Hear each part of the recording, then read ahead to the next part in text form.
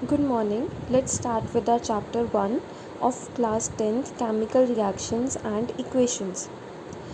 Consider the following situations of daily life and think what happens when. तो अभी हम कुछ एग्जाम्पल सीखेंगे अपनी डेली लाइफ में से।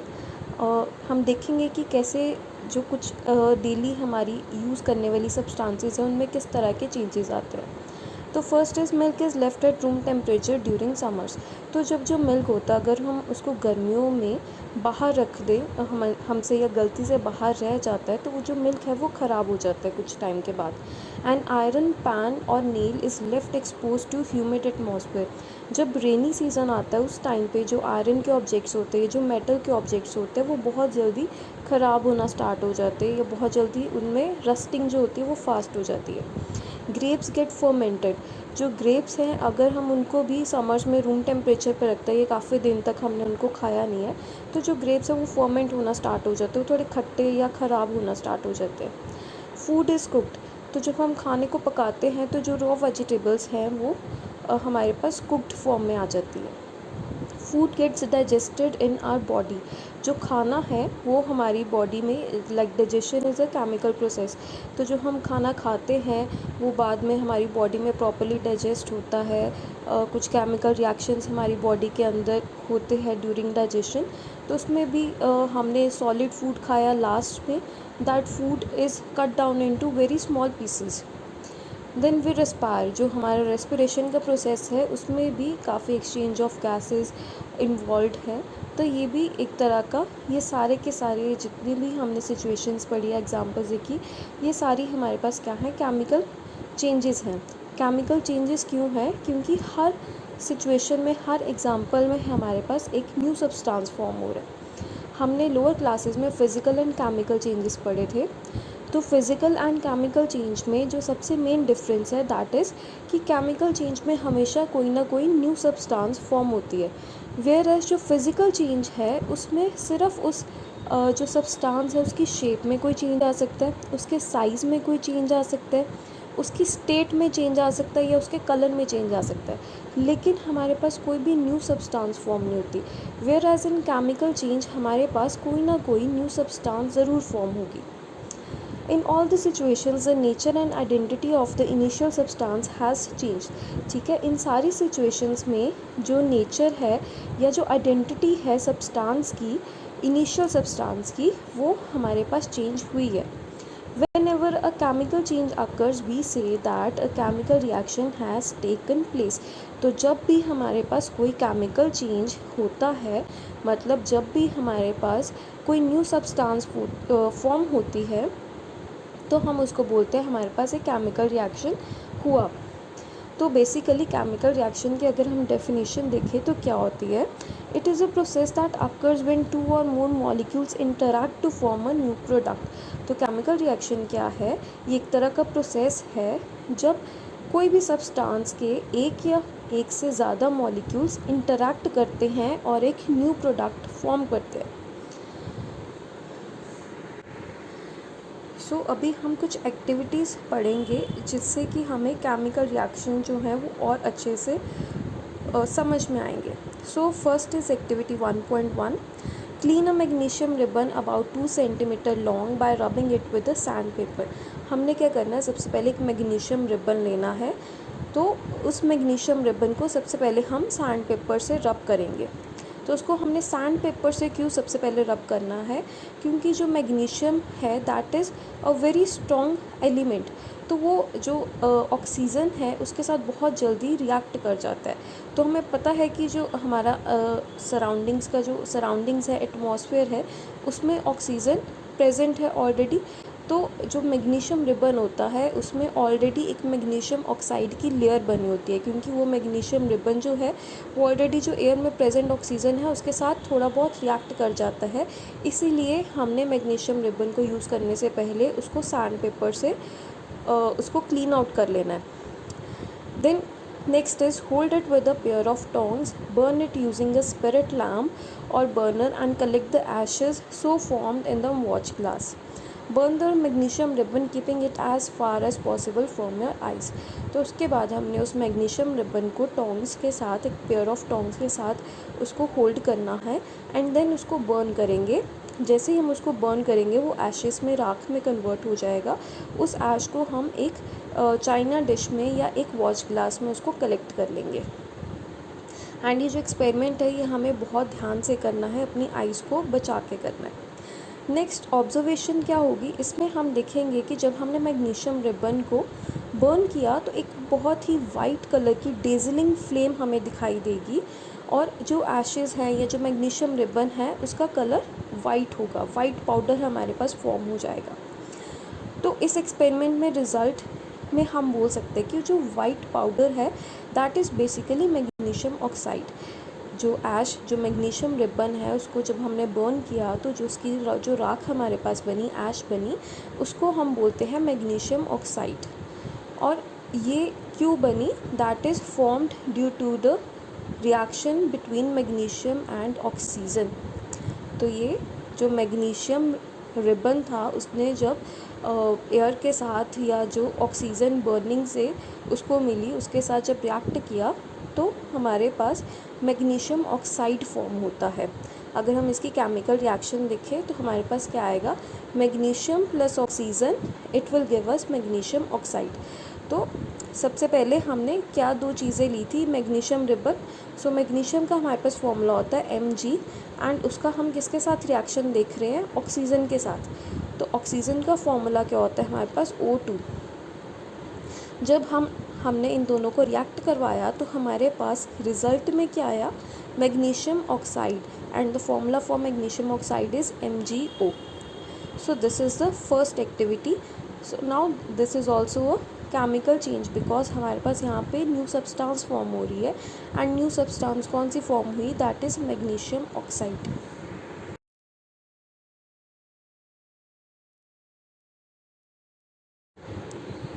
Now next activity is activity 1.2.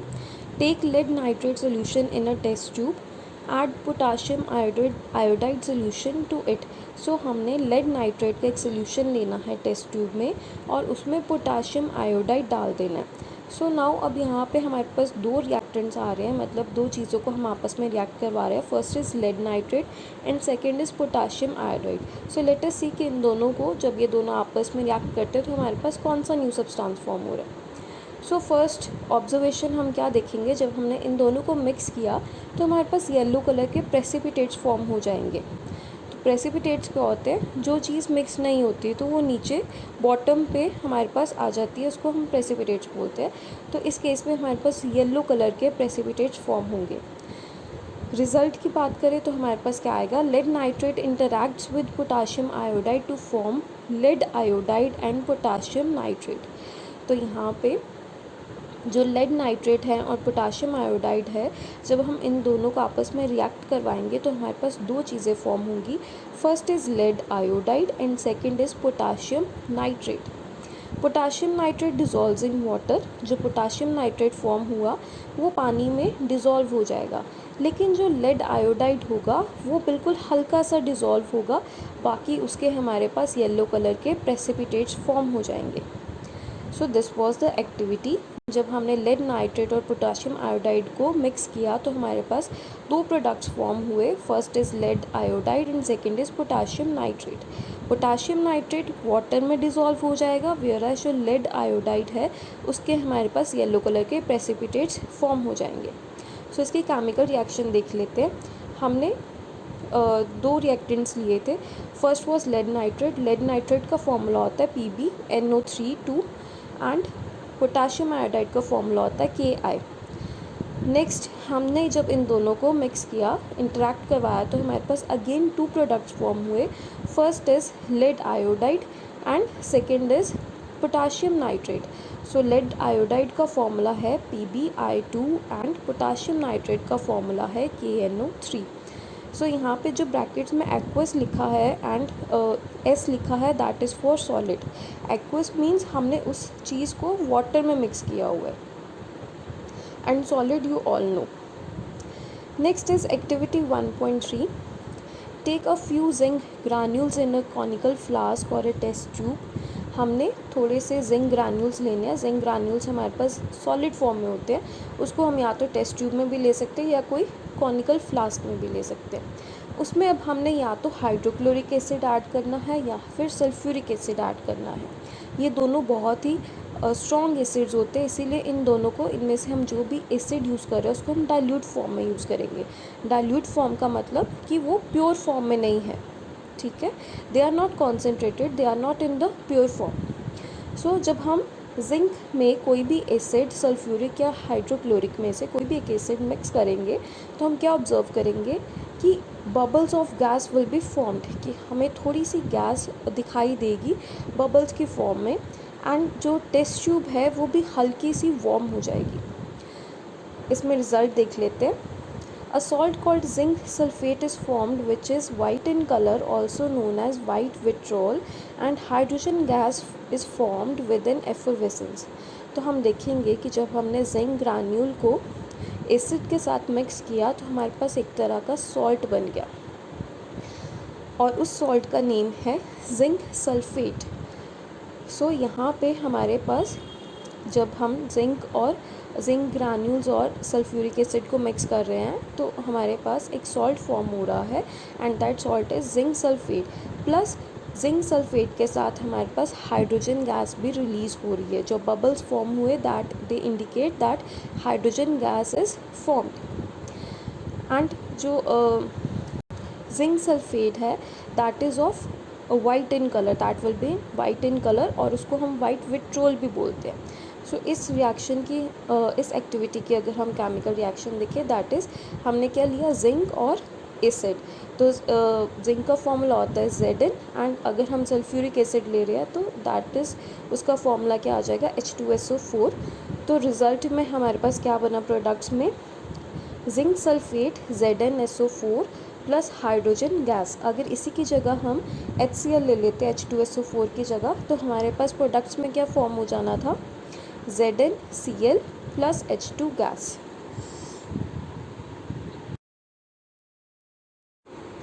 Next is chemical equations. जैसे हम मैथ्स में लीनियर इक्वेशंस करते हैं, वैसे ही हमारे पास साइंस में, केमिस्ट्री में केमिकल इक्वेशंस होती हैं। तो एक हमने एग्जांपल ली है 2Mg + O2 gives MgO।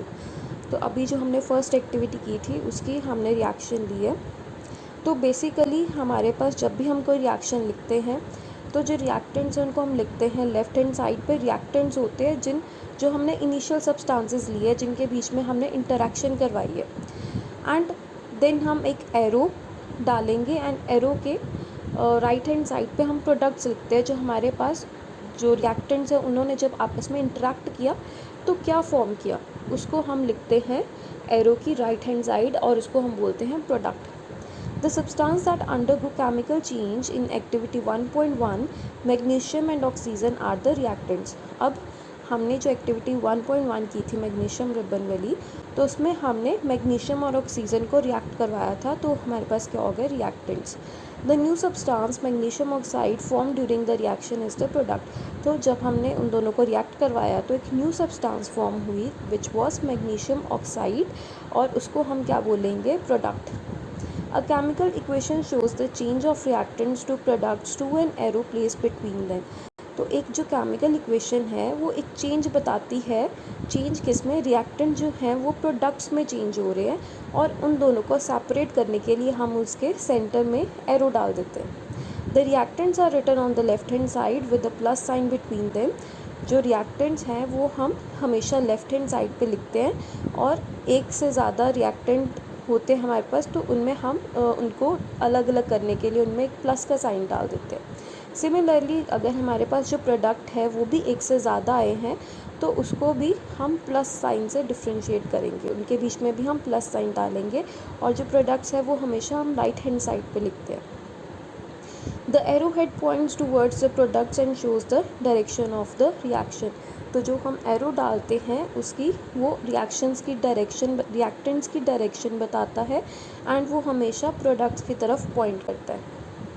Next is writing a chemical equation. अब जो केमिकल इक्वेशन है उसको हम किस तरह से लिख सकते हैं। Count the number of atoms of each element on LHS and RHS of the arrow in the above chemical reaction. तो अभी हमने फिर से मैग्नीशियम और ऑक्सीजन की रिएक्शन को कंसिडर कर लिया.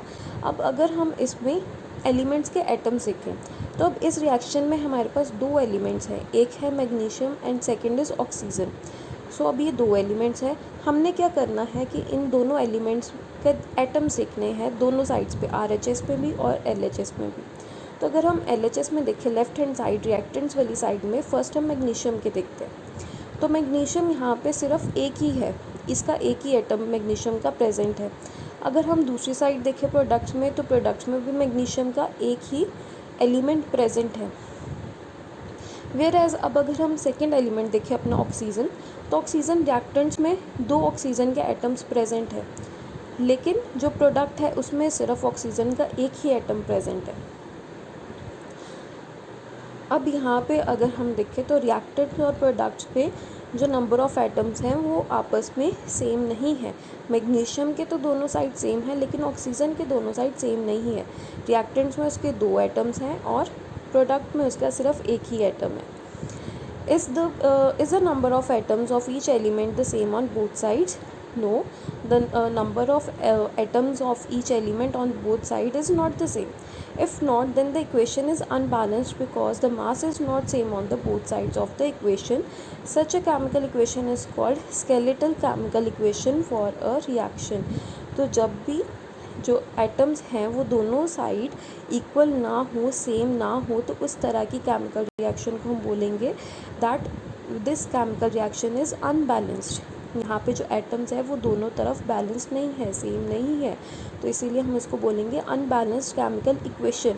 और इसका दूसरा नेम क्या है? Skeletal chemical equation. अब केमिस्ट्री में हम जब भी कोई केमिकल इक्वेशन लिखते हैं तो उसको हम हमेशा बैलेंस्ड फॉर्म में लिखते हैं. इसका रीज़न अभी हम आगे देखेंगे. So our next topic is balanced chemical equations. अब जो केमिकल इक्वेशंस हैं उसको हम हमेशा बैलेंस फॉर्म में क्यों लिखते हैं?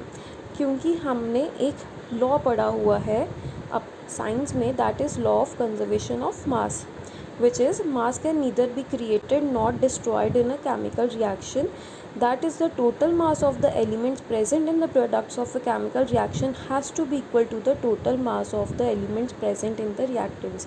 तो law of conservation of mass क्या बोलता है कि जब भी हम कोई केमिकल रिएक्शंस देखते हैं तो उसमें जो रिएक्टेंट का मास है वो प्रोडक्ट के मास से हमेशा इक्वल होना चाहिए, क्योंकि हम मास को ना ही तो क्रिएट कर सकते हैं ना ही डिस्ट्रॉय कर सकते हैं. तो अगर हमने मैग्नीशियम का जो नंबर ऑफ़ एटम्स हैं, अगर उसका 1 एटम है तो प्रोडक्ट में भी उसका 1 एटम ही हो. अगर उसके 2 एटम्स हो गए तो मैग्नीशियम का मास तो इंक्रीज़ हो गया. तो ये तो हो ही नहीं सकता, क्योंकि मास तो हम क्रिएट ही नहीं कर सकते, तो मास तो सेम ही रहना चाहिए. तो इसीलिए नंबर ऑफ़ एटम्स हमारे पास दोनों रिएक्टेंट और प्रोडक्ट के हमेशा सेम होने चाहिए. तो इसीलिए हमने जब भी कोई केमिकल इक्वेशन लिखते हैं उसको हम हमेशा बैलेंस करेंगे. बैलेंस में हमने बेसिकली क्या करना है कि जो भी हमारे पास उस केमिकल रिएक्शन में एलिमेंट्स हैं उनके एटम्स दोनों साइड पे हमने सेम रखने हैं, रिएक्टेंट्स वाली साइड पे भी और प्रोडक्ट्स वाली साइड पे भी. नेक्स्ट अब देखते हैं हम एक केमिकल इक्वेशन को किस तरह से बैलेंस कर सकते हैं. ये बहुत ही इजी है एंड बहुत इम्पॉर्टेंट टॉपिक है और बहुत बच्चे इस पे कंफ्यूज होते हैं, लेकिन मैं आपको बहुत ही एक इजी मेथड बताऊंगी जिससे आप कोई भी केमिकल जो रिएक्शन है वो इजीली उसको बैलेंस कर सकते हो.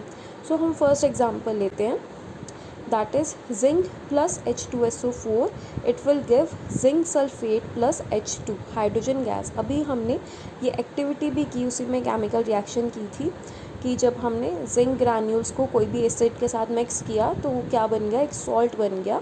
तो यहाँ पे कौन सा सॉल्ट बना, जिंक सल्फेट. साथ में हमारे पास हाइड्रोजन गैस रिलीज़ हुई. तो अब अगर हम यहाँ पे इस केमिकल रिएक्शन में एलिमेंट्स लिखें तो टोटल नंबर ऑफ़ एलिमेंट्स हमारे पास कितने हैं? फर्स्ट तो आ गया जिंक, सेकंड हमारे पास आ गया हाइड्रोजन, थर्ड आ गया sulphur and fourth is oxygen. So total हमारे पास इस केमिकल इक्वेशन में 4 एलिमेंट्स हैं. अब कुछ बेसिक से कॉन्सेप्ट्स है जो आपको हमेशा याद रखने हैं, जिससे आप और इजीली अंडरस्टैंड कर सकते हो। जितने एलिमेंट्स हमारे पास रिएक्टेंट्स में होते हैं वही सेम एलिमेंट्स हमारे पास प्रोडक्ट्स में भी होते हैं। ये नहीं है कि जैसे यहाँ पे मैग्नीशियम प्रेजेंट नहीं है रिएक्टेंट्स में तो प्रोडक्ट में कहीं ना कहीं मैग्नीशियम आ जाएगा, ऐसा नहीं होता। जो एलिमेंट्स हमारे पास यहाँ पे रिएक्टेंट्स में प्रेजेंट है वही सेम एलिमेंट्स हमारे पास प्रोडक्ट्स में भी होंगे। तो अब यहाँ पे रिएक्टेंट्स में हमारे पास टोटल 4 एलिमेंट्स हैं, zinc, hydrogen, sulphur and oxygen. अगर आपको ये प्रॉब्लम होती है एलिमेंट्स को पहचानने में कि एलिमेंट्स हमारे पास कितने आएंगे, तो सिंपली जब भी जितने भी हमारे पास केमिकल्स हैं केमिस्ट्री में उनके जो सिंबल्स हैं अगर आपको वो प्रॉपरली सारे लर्न नहीं हैं तो आपने एक चीज़ हमेशा याद रखनी है कि जितने भी केमिकल सिंबल्स हैं, केमिकल्स के जो सिंबल्स हैं उनका जो फर्स्ट लेटर होता है वो हमेशा कैपिटल होता है एंड जो सेकंड लेटर होता है वो हमेशा स्मॉल होता है। तो कुछ सिंबल्स हमारे पास 2 अल्फ़ाबेट्स में होते हैं, कोई सिंबल्स हमारे पास 1 अल्फ़ाबेट में होते हैं। तो आप यहीं से देख सकते हो कि यहाँ पे जैसे ZN लिखा हुआ है तो ऑब्वियसली ये एक एलिमेंट है, Z कैपिटल आ गया, N स्मॉल आ गया। ये स्मॉल n एक अलग एलिमेंट तो हो नहीं सकता क्योंकि सारे के सारे एलिमेंट्स कैपिटल लेटर से ही स्टार्ट होते हैं। तो और हमेशा फर्स्ट लेटर कैपिटल होगा, सेकंड जो होगा वो स्मॉल होगा। तो ये हमारे पास फर्स्ट एलिमेंट आ गया ZN। Next is H2SO4। तो H2SO4 में अगर हम देखें तो यहाँ पे एक तो H कैपिटल आ रहा है, सो उसके बाद जो S आ रहा है वो भी कैपिटल है, तो मतलब ये दोनों अलग अलग एलिमेंट्स हुए, ठीक है। सो H जो है वो हमारे पास हाइड्रोजन का सिंबल आ गया, सेकंड एलिमेंट। देन S जो है इसके बाद देखो O आ रहा है, O इज़ ऑल्सो कैपिटल, सो ये भी हमारे पास अलग एलिमेंट होगा, ठीक है। तो एक थर्ड एलिमेंट हमारे पास क्या आ गया, सल्फ़र, एंड फोर्थ एलिमेंट हमारे पास आ गया ऑक्सीजन। अब हमने क्या करना है, सबसे पहले एक टेबल बनाएंगे और टेबल में हमारे पास जितने भी एलिमेंट्स हैं उनको हम 1 बाय 1 लिख लेंगे। इसमें अब हमने ध्यान क्या रखना है, जब भी हमने कोई भी केमिकल इक्वेशन को बैलेंस करना है तो उसमें जब हम एलिमेंट्स के नेम्स लिखेंगे तो ऑक्सीजन जो है वो हमने सबसे लास्ट में लिखना है एंड हाइड्रोजन हमने सेकेंड लास्ट में लिखना है, बिकॉज ये बहुत कॉमन एलिमेंट्स है और मोस्टली हर रिएक्शन में आता है और इनको बैलेंस करना थोड़ा मुश्किल होता है, तो इसीलिए इसको हम इन दोनों को हम सबसे लास्ट में रखते हैं।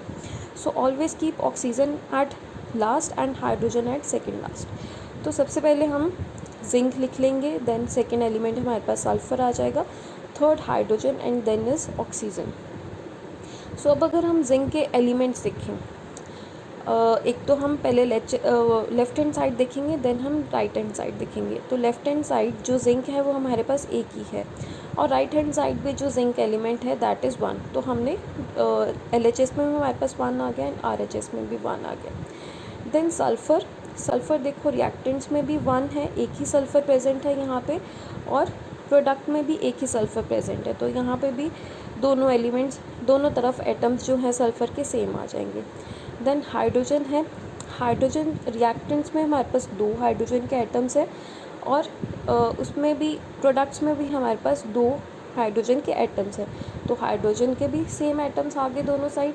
नेक्स्ट बचा ऑक्सीजन, ऑक्सीजन के रिएक्टेंट्स में है 4 एंड प्रोडक्ट में भी है 4। तो अब हम सारा चेक कर लेते हैं, हमारे LHS में भी और RHS में भी हर एलिमेंट के सेम एटम्स हैं, so we can say that this equation is already balanced. इसमें जो हर एलिमेंट है वो ऑलरेडी बैलेंस्ड है, तो उसके दोनों तरफ LHS में भी RHS में भी जो एटम्स है वो दोनों तरफ सेम है, सो this is a balanced chemical equation.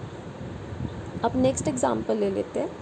Next example में हमारे पास Fe plus H2O, it will give Fe3O4 plus hydrogen gas. तो जब हमने आयरन को वाटर में मिक्स किया तो हमारे पास आयरन ऑक्साइड बनी, साथ में हाइड्रोजन गैस आई। तो इसको हम देखते हैं कि ये बैलेंस्ड है इक्वेशन या नहीं, अगर नहीं है तो इसको हम बैलेंस करेंगे। सो सबसे पहले हमारा काम क्या है, हमने एलिमेंट्स लिख लेने हैं और एलिमेंट्स में ऑक्सीजन को सबसे लास्ट में लिखेंगे एंड हाइड्रोजन को सेकंड लास्ट में लिखेंगे। तो अब रिएक्टेंट्स में देखते हैं टोटल नंबर ऑफ़ एलिमेंट्स हमारे पास कितने हैं। तो first is iron Fe, second हमारे पास एलिमेंट आ गया हाइड्रोजन एंड थर्ड आ गया ऑक्सीजन। सो बेसिकली 3 एलिमेंट्स है इस पूरी केमिकल रिएक्शन में। सो अब हम इनके एटम्स देख लेंगे दोनों साइड्स। पहले हम आयरन के देखते हैं। तो आयरन रिएक्टेंट्स में भी एक एटम है आयरन का, और जो प्रोडक्ट्स है उसमें आयरन के 3 एटम्स हैं। So iron is not balanced. Next hydrogen जो है वो रिएक्टेंट्स में उसके 2 एटम्स हैं और प्रोडक्ट्स में भी उसके 2 एटम्स हैं। So hydrogen is balanced. Oxygen देख ले तो ऑक्सीजन का रिएक्टेंट्स में एक एटम है एंड जो हमारे पास प्रोडक्ट्स है उसमें 4 एटम्स हैं। So oxygen is also not balanced. So first of all we will start with iron. सबसे पहले हम आयरन को बैलेंस करेंगे। तो उसके लिए अब हमने क्या करना है, RHS में तो देखो हमारे पास 3 एलिमेंट्स हैं, तो LHS में हम उसको 3 में, हमें जो उसका 1 एटम है उसको 3 में कन्वर्ट करना है। तो इसको हम कैसे कर सकते हैं, 1 को हम 3 में कैसे कन्वर्ट कर सकते हैं, उसको हम 3 से मल्टीप्लाई कर देते हैं। तो 1 × 3 हमारे पास कितना बन जाएगा, 3। सो हमने सबसे पहले क्या किया, आयरन को बैलेंस आउट कर लिया। अब देखो केमिकल इक्वेशन में जहाँ पे हमारे पास रिएक्टेंट्स में LHS में हमने 3 को मल्टीप्लाई किया ना, तो LHS में जहाँ पे आयरन है वहाँ पे हम लिख देंगे 3। अब जब भी हमने नंबर ऑफ़ एटम्स लिखने हैं, वो नंबर ऑफ़ एटम्स का जो नंबर होता है वो हमेशा फ्रंट पे आता है, पहले लगता है एलिमेंट से। ठीक है, बच्चे इस चीज़ में बहुत कंफ्यूज होते हैं कि ये जो 3 है वो पैरों में लगाना है, कहाँ पे लगाना है। तो जब भी हम नंबर ऑफ़ एटम्स लिखते हैं वो हम हमेशा कैपिटल में लिखते हैं उस एलिमेंट के आगे जिसको हमने बैलेंस किया है।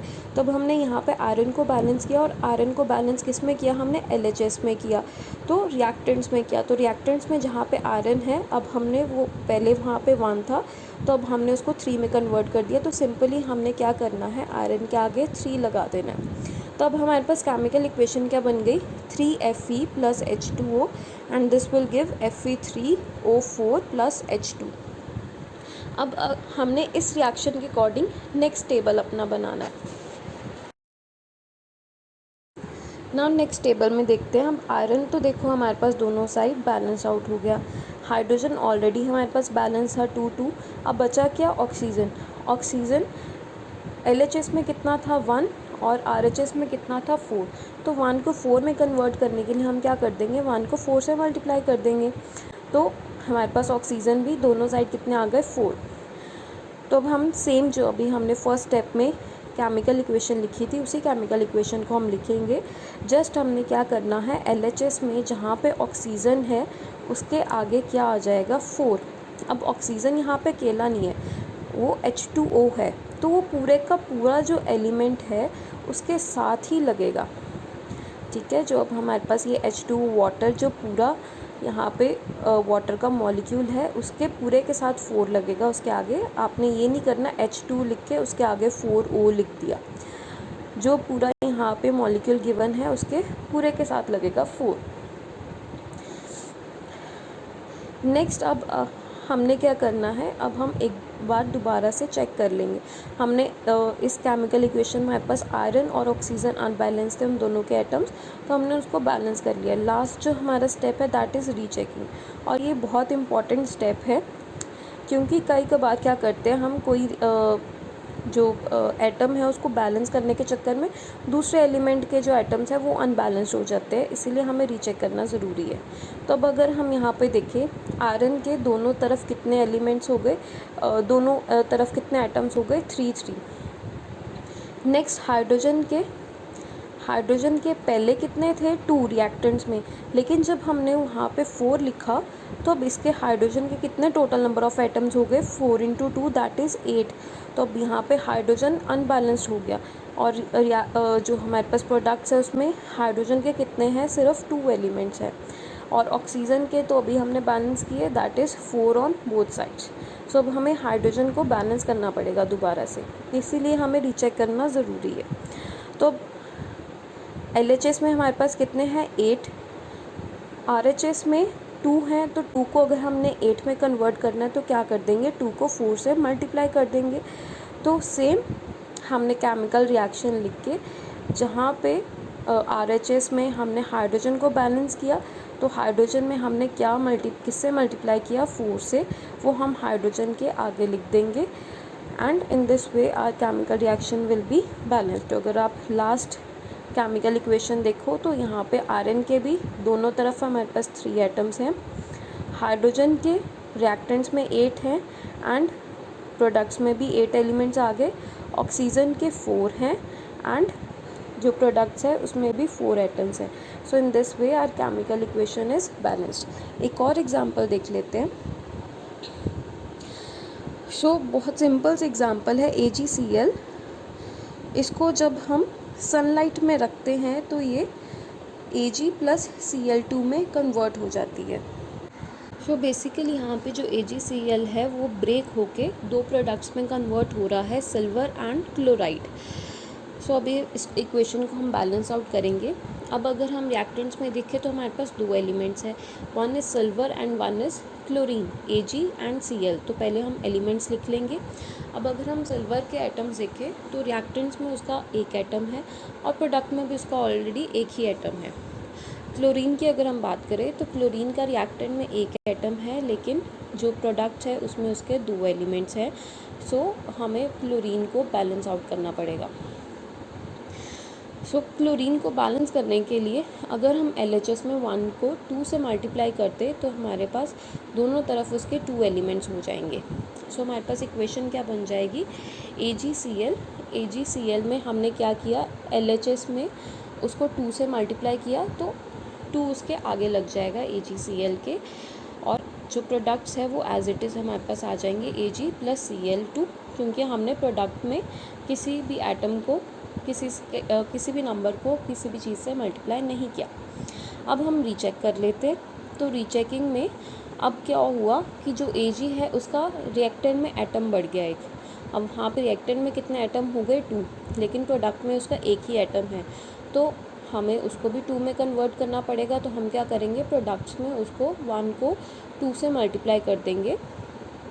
नाउ अब हमारे पास इक्वेशन क्या बन गई, जहाँ पे हमने प्रोडक्ट में सिल्वर लिखा था Ag, उसके साथ अब क्या लग जाएगा 2, 1 को हमने किस में कन्वर्ट कर दिया, 2 में। सो अब हमारे पास जो केमिकल बैलेंस्ड इक्वेशन बन गई that is 2AgCl। It will give us 2Ag plus Cl2। जब हम उसको सनलाइट में रखते हैं वो ब्रेक डाउन होकर क्या बना देता है, सिल्वर एंड क्लोराइड। सो इसको अगर हम चेक कर लें तो दोनों तरफ Ag के 2 एटम्स हैं और क्लोरीन के भी 2 एटम्स हैं। So this is our balanced chemical equation.